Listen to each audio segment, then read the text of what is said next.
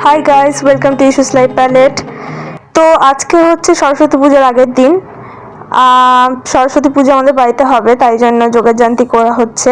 আর basically যেখানে ঠাকুরটা রাখা হবে সেই জায়গাটা আমি সাজালাম, আমি আর মা মিলে, অ্যান্ড দেন আলপনা করছি।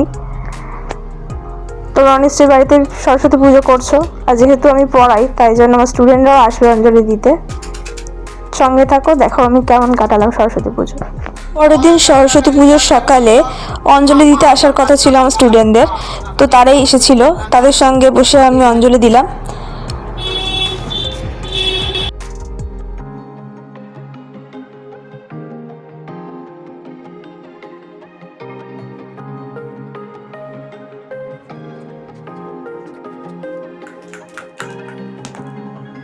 কি পড়লো?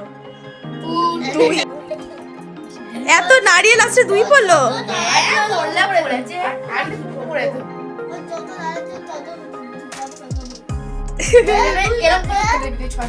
বাচ্চারা তো খেলাধুলা করতে খুবই ভালোবাসে, সুতরাং তারা তাদের মতো খেলাধুলা করছিল।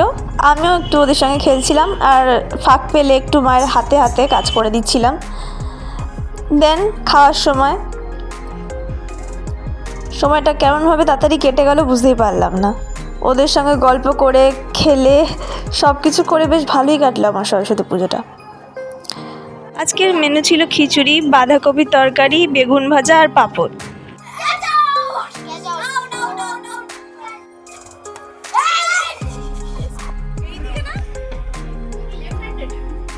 হ্যাঁ, বাচ্চাদের সঙ্গে খেলতে খেলতে আমিও বাচ্চাদের মতোই হয়ে উঠেছিলাম।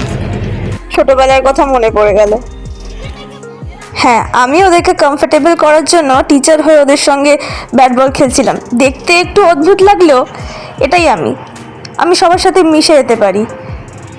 আমি বোধহয় একটু অদ্ভুত।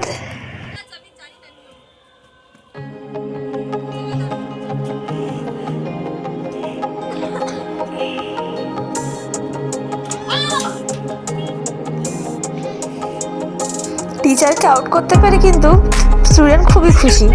যাই হোক, ওরা যে আনন্দ করেছে সেটাই অনেক।